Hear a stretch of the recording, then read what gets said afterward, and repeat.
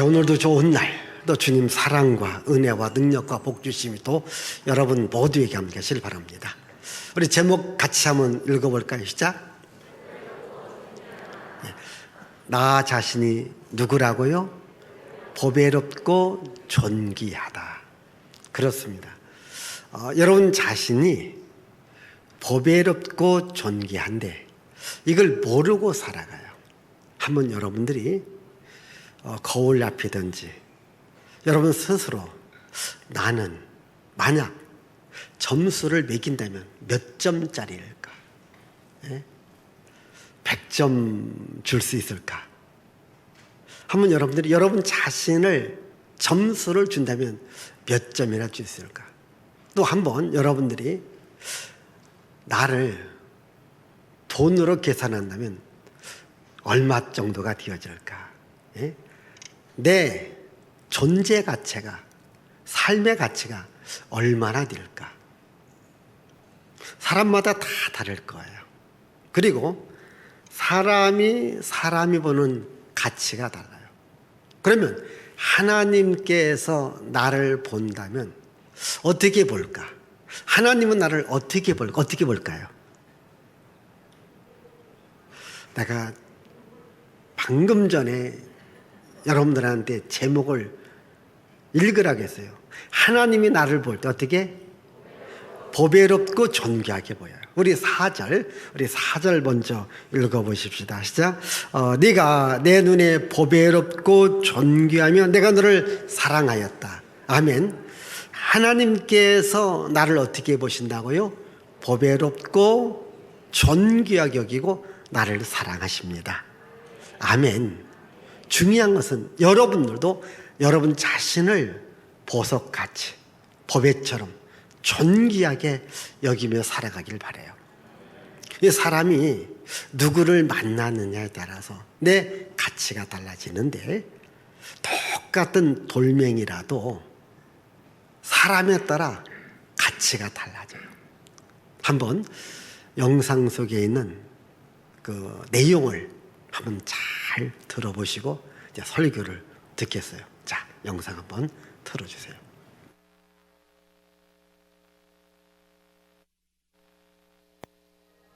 어느 날 소년이 할아버지에게 삶의 가치에 관해 물었습니다. 대답 대신 할아버지는 돌을 시장에 가져가 팔아보라고 했습니다. 누가 값을 물으면 아무 말도 하지 말고 손가락 2개를 펴보여라. 아이는 곧장 시장으로 갔고 한 여성이 그에게 물었습니다. 이 돌 얼마니? 정원해두면 좋겠네? 소년은 말없이 손가락 2개를 들어 보였습니다. 2달러라고? 그럼 사야지. 여성이 말했습니다. 소년은 집으로 달려가서 할아버지께 말씀드렸습니다. 할아버지는 말했습니다. 이번에는 이 돌을 박물관에 가져가거라. 누가 값을 묻거든 한마디도 하지 말고 손가락 2개를 들어보여라. 소년은 박물관에 갔고 한 남자가 돌을 사고 싶어 했습니다. 소년은 아무 말도 하지 않고 손가락 2개를 들어보였습니다. 남자가 말했습니다. 200달러? 좋아. 소년은 깜짝 놀라 집으로 달려갔습니다. 할아버지는 소년에게 말했습니다. 마지막으로 이 돌을 가지고 갈 곳은 보석용 원석 판매장이다. 주인에게 이것을 보여주고 아무 말도 하지 말고 가격을 묻거든 손가락 2개를 보여라. 소년은 원석 판매장에 가서 주인에게 돌을 보여주었습니다. 이 돌 어디서 났니? 세상에서 아주 귀한 돌 중 하나다. 내가 사야겠다. 얼마를 주면 되겠니? 소년은 시킨 대로 손가락 2개를 보였고 남자는 20만 달러에 사겠다고 했습니다. 그 소년은 할 말을 잃고 할아버지에게 달려갔습니다. 할아버지! 할아버지, 그 돌을 20만 달러에 사겠다는 사람이 있어요. 할아버지가 그에게 말했습니다. 얘야, 이제 너의 삶의 가치를 알겠니? 어디 출신인가, 돈이 얼마나 많은가는 중요하지 않단다. 자신을 어느 위치에 두는가와 내 주변의 사람들이 중요하지.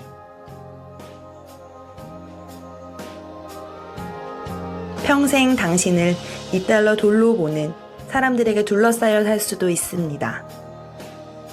그러나 모든 사람은 내면에 다이아몬드가 있습니다. 자신을 하찮은 위치에 둘 것인가, 아니면 가치 있는 위치에 둘 것인가는 우리의 선택입니다. 당신은 소중한 존재임을 기억하세요. 아멘. 여러분들은 무슨 존재? 보석 같은 소중한 존재. 아멘. 내가 나 자신을 인정해야 돼. 왜? 하나님이 나를 그렇게 보는 거야. 내가 너를 보배롭고 소중하게 여겼다. 내가 너를 사랑했다. 이렇게 말합니다. 그런데 사람들은 자기 자신을 뭐로 봅니까? 메뚜기로 봐요. 이것을 저는 메뚜기 자화상이라고 해요. 구약성경 민수기 13장 33절에 보면 이스라엘 백성들이 가나안 땅을 정탐하고 온 후에 이렇게 하면 우리는 우리 스스로 보기에도 메뚜기와 같다. 저들한테 잡혀 먹힐 것이다. 아무것도 아니다. 미약한 존재, 연약한 존재, 쓸데없는 존재다. 이렇게 말을 해요. 그래서 저는 메뚜기 자화상. 오늘 이 시간도 여러분 존재를 나는 아무 쓸데가 없어. 나는 살 필요가 없어. 나는 뭐 집에서도 사회에서도 나는 날 찾는 사람도 오라는 사람도 없어. 나는 필요 없어. 이렇게 고백하는 분들이 있는데 그러시면 안 되는 거예요. 이 메뚜기 자화상을 갖지 말고 하나님 자녀라는 자화상을 갖길 바라요. 나는 하나님의 자녀다. 왜 내가 하나님의 자녀일까요? 하나님이 나를 창조하셨고 나를 지으셨기 때문입니다. 우리 한번 1절을 읽어볼까? 1절 시작. 야곱아, 너를 창조하신 여호와께서 지금 말씀하시느니라.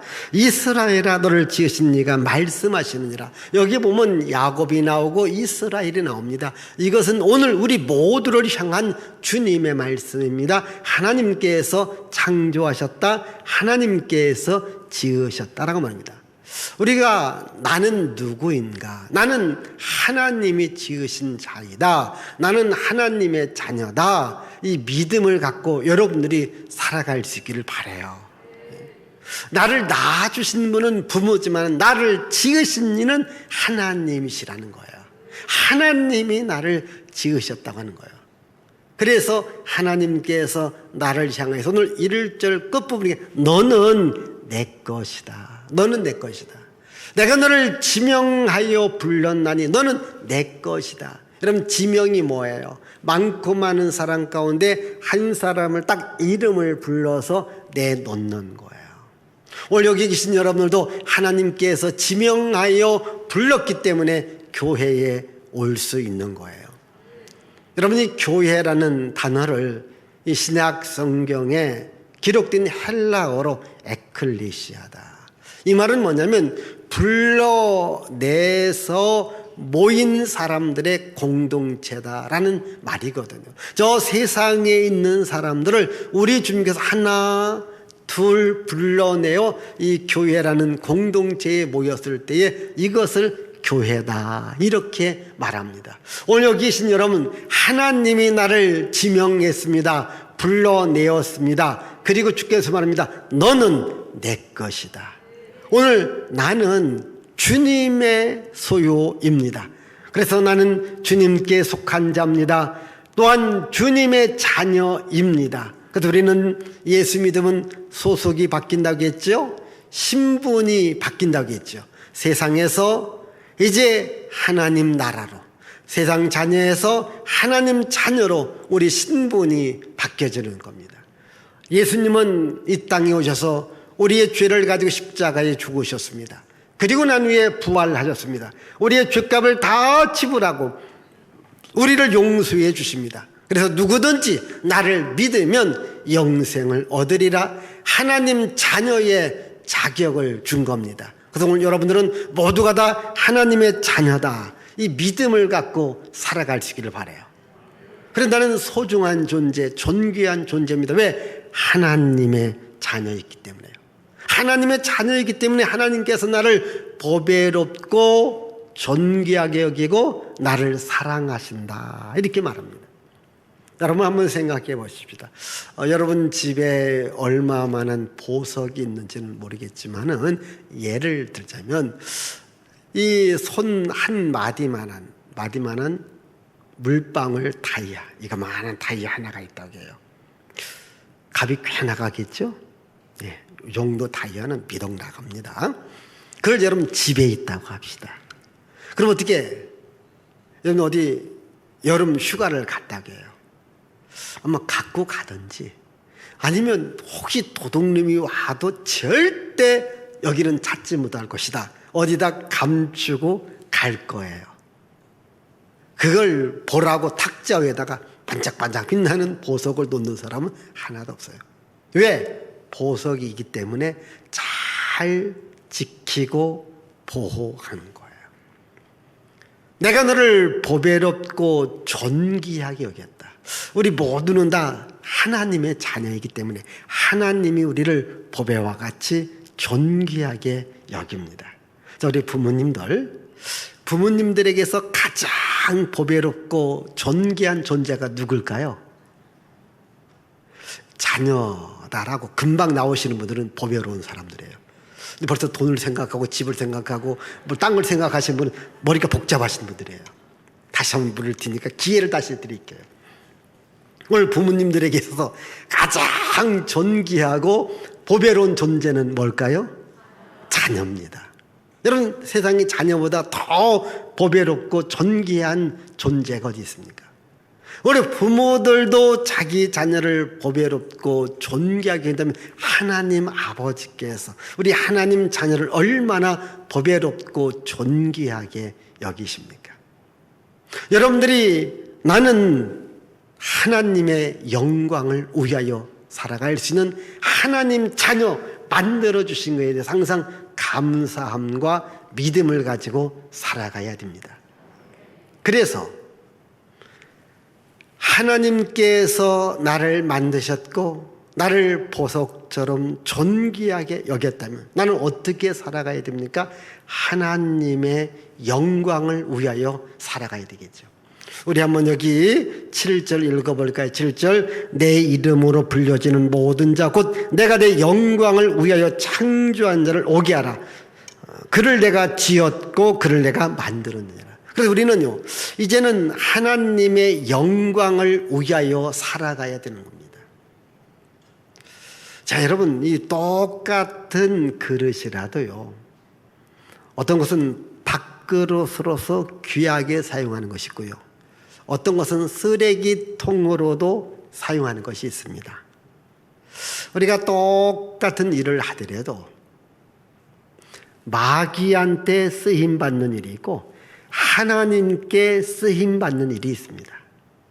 하나님께서 여러분들을 만드셨고 하나님께서 여러분들을 보배롭고 존귀하게 여긴 것은 하나님을 위하여 살라고 이렇게 만드셨다는 거예요. 그래서 여러분 존재가 하나님 앞에 쓰임받는 존재로 여러분들이 살아가기를 바라요. 나는 하나님의 영광을 위하여 살아간다. 이러면 하나님께서 나머지는 다 지켜주시고 보호하시고 형통하게 만들어 주시는 거예요. 왜? 내가 하나님의 영광을 위하여 산다. 그럼 얼마나 내가 잘하겠습니까?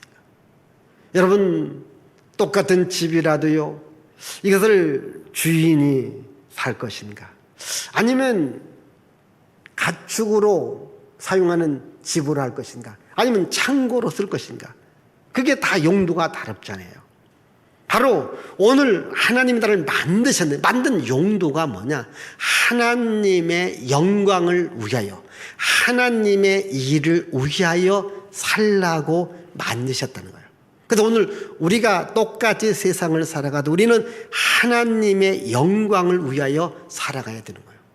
그만큼 하나님께서 나를 보배롭고 존귀하게 여겼다. 그래서 여러분들이 이제부터요, 절대로 여러분 자신을 메뚜기 자화상을 갖고 살아가지 말고 나는 하나님 자녀라는 자화상을 갖고 살아갈 수 있기를 바라요.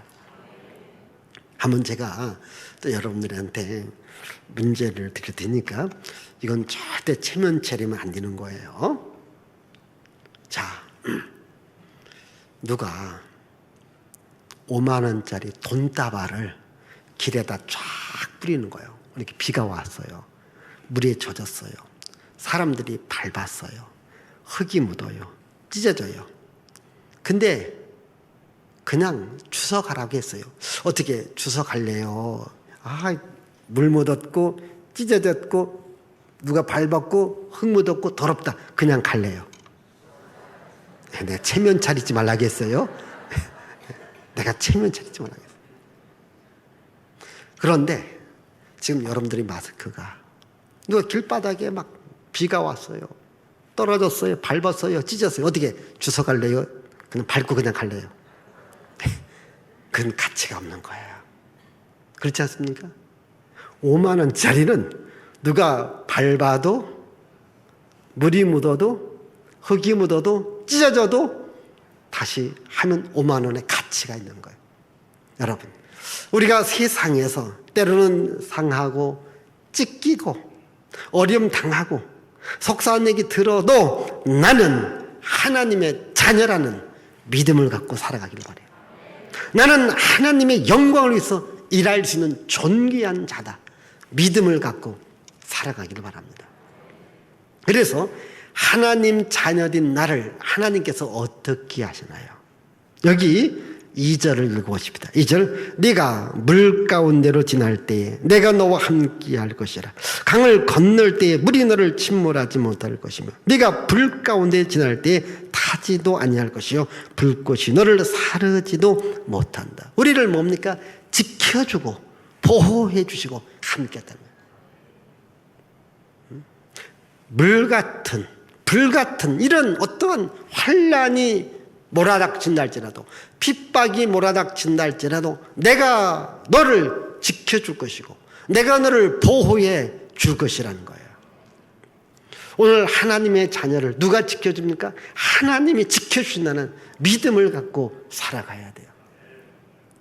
미국의 초대 대통령이 조지 워싱턴이지요. 1732년에 태어나고 1775년에 총사령관이 되고 1789년에 초대 대통령이 돼요. 그런데 이분이 어렸을 때 태어날 때도 몸이 좀 약하게 태어나요. 몸이 약해요. 그리고 또 그 시대도 1732년에 태어났기 때문에 그 시대 역시 전염병들이 이제 시대에 따라 꼭 있습니다. 몇 번의 죽음의 위기도 닥쳐왔어요. 그때마다 그의 부모가 말합니다. 하나님이 너를 불렀다. 너는 하나님을 위해서 일해야 된다. 이 믿음을 계속 심어줬답니다. 아플 때, 어려울 때, 힘들 때에 하나님이 너와 함께 할 것이다. 하나님이 너를 사용할 것이다. 너는 하나님을 위해서 나라를 위해서 일을 해야 된다. 이 믿음을 갖고 살아갑니다. 수많은 위기, 이 전쟁의 위기, 전염병의 위기, 또한 그 라이벌들의 위기. 그래도 그때마다 하나님이 약할 때 강함 주시고 부족할 때 지혜를 주시는 거예요. 총사령관으로 일을 하고 대통령으로서의 일을 잘 감당할 수 있었던 것은 하나님이 나를 지켜주시고 보호하시고 사용하셨기 때문이다. 이렇게 고백하는 거예요. 여러분 그렇습니다. 우리가 약할 때가 있습니다. 부족할 때가 있습니다. 그때 하나님이 도와주시면 됩니다. 어떤 환난이 와요. 핍박이 와요. 그래도 하나님이 나를 도와주시고 나를 지켜주시면 이길 수 있다고 하는 거예요. 여러분, 다니엘의 3명의 친구 사드락, 메삭, 아벳느고가 풀목불 속에, 즉 펄펄 끓는 샘물 속에 던져져 죽임을 당하게 됩니다. 그때의 이 3명의 친구는 이렇게 말해요. 하나님이 지켜줄 것이고 하나님이 보호해 줄 것이다. 그리 아니한날짜라도 나는 우상 숭배하지 않고 하나님만을 섬기겠다. 이렇게 고백해요. 정말 그 풀목불 속에 던져졌지만은 하나님이 그들과 함께하고 건져내 주신 거예요. 여러분, 환난이 와도 핍박이 와도 역경이 와도 시련이 와도 하나님이 나를 도와주신다. 나를 지켜주신다. 나와 함께한다는 믿음을 가질 수 있기를 바라요. 이것이 예수를 믿는 사람하고 안 믿는 사람의 차이고, 교회를 다니는 여러분과 안 다니는 사람들의 차이가 뭔가 있어야 되지 않겠습니까? 나는 하나님의 자녀이기 때문에 하나님이 나를 물 가운데, 불 가운데, 어떤 환난 가운데, 핍박 가운데 나를 지켜주시고 보호하신다는 믿음을 가지셔야 돼요. 그리고 하나님께서 나를 어떻게 하십니까? 나의 구원자가 되십니다. 우리 여기 3절을 읽습니다. 3절 시작.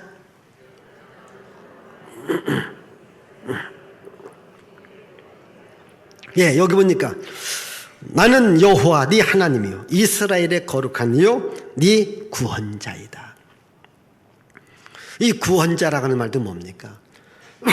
죽음의 위기에서 나를 건져서 살려주는 거예요.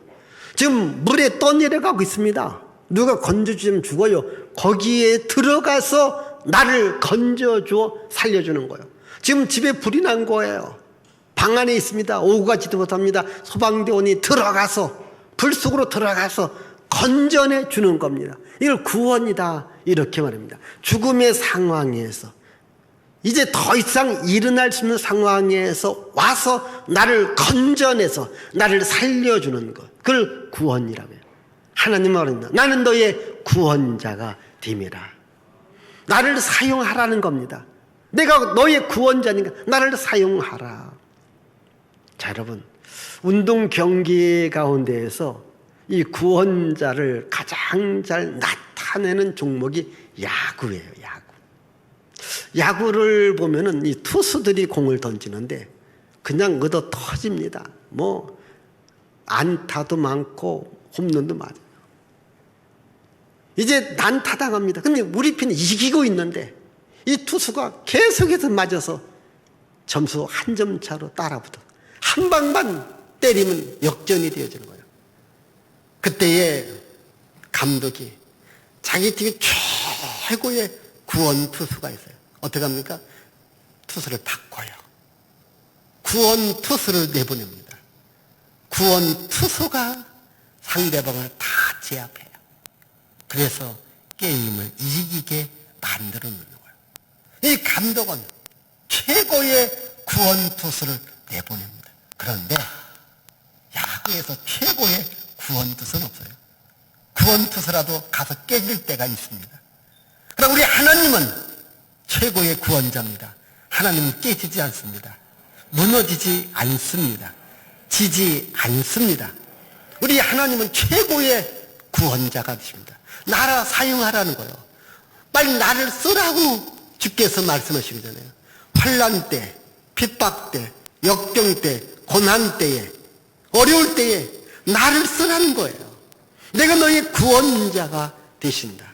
여러분, 우리에게는 최고의 구원자 예수님이 계십니다. 여러분, 예수님이 이 땅에 왜 오셨어요? 구원자로 오셨지 않습니까? 마태복음 1장 21절. 예수, 그 이름은 구원자다. 자기 백성을 죄에서 구원할 자다. 최고의 구원자 우리 예수님이 계십니다. 예수 이름 부르고 기도하세요. 예수 이름 부르고 도움을 요청하십시오. 예수님은 도와주십니다. 여러분, 승리하게끔 만들어 주십니다. 나는 너의 구원자가 되신다. 자, 그리고 이제 그럼 우리는 마지막으로 어떻게 살아가야 될 것인가? 예? 어떻게 살아야 됩니까? 두려움 갖고 살지 말라는 거예요. 다시 1절 읽어보십시다. 1절 야곱아 너를 창조하신 여호와께서 지금 말씀하시느니라. 이스라엘아 너를 주신 이가 말씀하시느니라. 너는 두려워하지 말라. 내가 너를 구속하였고 내가 너를 지명하여 불러 너는 내 것이다. 너 두려워하지 말라.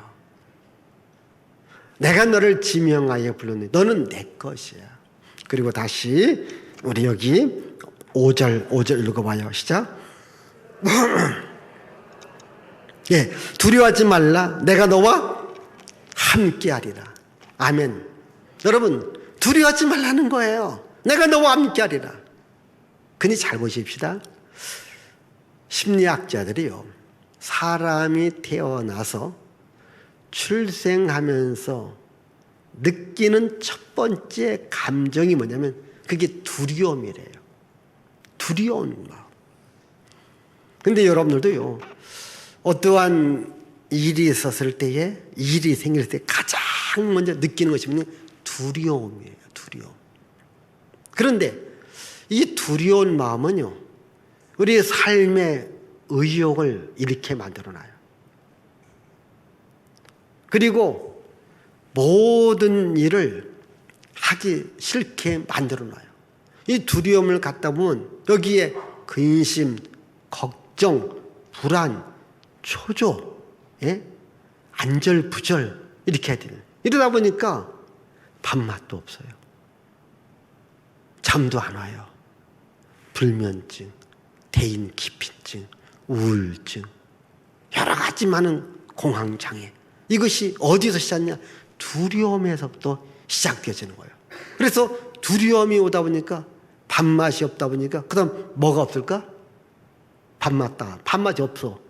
살맛도 없는 거죠. 그렇잖아요. 그렇게 살고 싶지도 않아요. 그 시초가 뭐냐면 두려움이거든요. 그래서 주님께서 말씀하십니다. 두려워하지 마라. 내가 너와 함께 하리라. 여러분, 우리가 지금 이게 살아가다 보면 여러분도 가장 마음에 와닿는 것이 그게 두려움이거든요. 그 두려움은 언제 오느냐? 사실 주님을 떠날 때, 주님 말씀을 불순종할 때, 주님이 없을 때에 두려움이 오는 거예요. 가장 먼저 두려움이 언제 오느냐? 창세기 3장에 보니 아담과 하와가 하나님의 말씀을 불순종하고 선악과를 따먹어요. 선악과를 따먹고 이들이 숨어요. 하나님이 부릅니다. 아담아, 아담아, 네가 어디 있느냐? 아담이 말합니다. 제가 두려워하여 숨었나이다. 두려워하여 숨었나이다. 그래서 인간이 하나님의 말씀을 불순종하고 인간이 하나님을 떠난 후에 첫 번째 왔던 것이 뭐냐면 두려움이 오더라는 거예요. 오늘 여러분도 두려움이 온다. 아, 내가 하나님을 떠나고 있구나.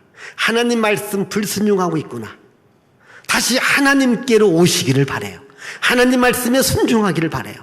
그러면 어떠한 환난과 핍박과 내 앞에 역경과 시련과 고난이 온다 할지라도 하나님이 함께하면 하나님이 이기게 해주시고 하나님이 다음으로 갈 수 있도록 길을 열어주시는 거예요. 그래서 두려워하지 말라는 거예요. 여러분, 예수님께서 십자가에 이제 죽으셔요. 무덤에 들어가요. 예수님을 따랐던 수많은 사람들이 두려워해요. 그리고 다 도망가게 됩니다. 이제 도망간 자리에서도 두려워하고 있어요. 그때 예수께서 죽음의 권세를 이기시고 무덤의 문을 열고 부활, 다시 살아나신 거예요. 다시 살아나신 예수님은 제자들이 두려워해서 모여있는 그곳에 가십니다. 그곳에 가서 제자들에게 첫 번째 하신 말씀이 뭡니까? 너희에게 평강이 있을지어다. 이걸 3번이나 말해요. 너희에게 평강이 있을지어다. 그래서 그들이 두려워하고 있는 겁니다. 두려워하지 말라. 너희들에게 평강이 있을지어다. 여러분, 두려움은 하나님을 떠났는데 누가 하나님을 떠나게 합니까? 마귀가 하나님을 떠나게 하잖아요.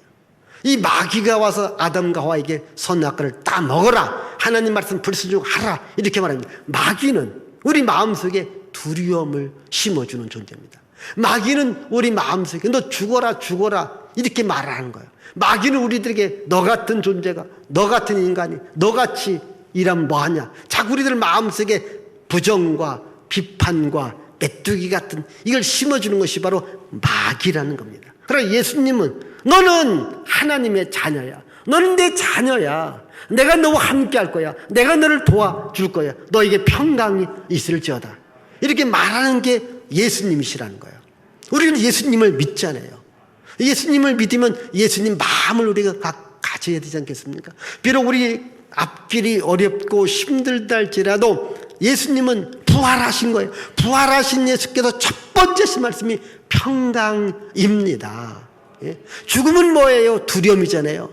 우리가 모든 게 죽을까봐 두려워하지 않습니까? 두렵기 때문에 죽을 걱정을 하지 않습니까? 그러나 주께서 부활하신 겁니다. 부활하신 주께서 평강이 너희들에게 있을지어다. 주님은 평화를 주시는 거예요. 오늘 말씀에도 지금 이스라엘 백성들이 여러 가지 환경 때문에 두려워하고 있는 겁니다. 무서워하고 있는 겁니다.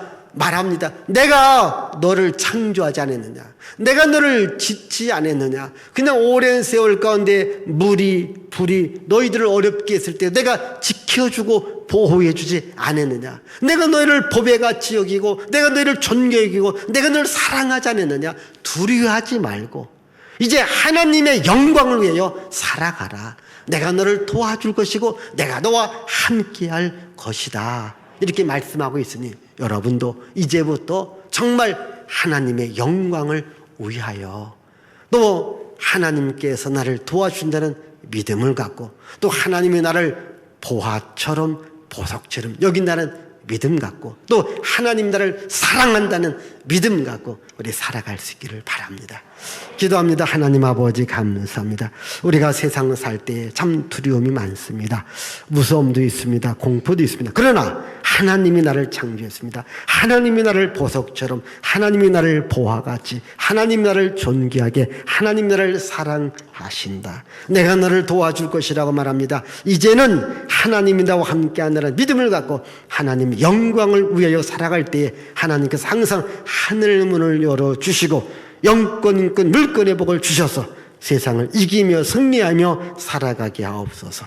예수님의 이름으로 축복하며 기도하옵나이다. 아멘.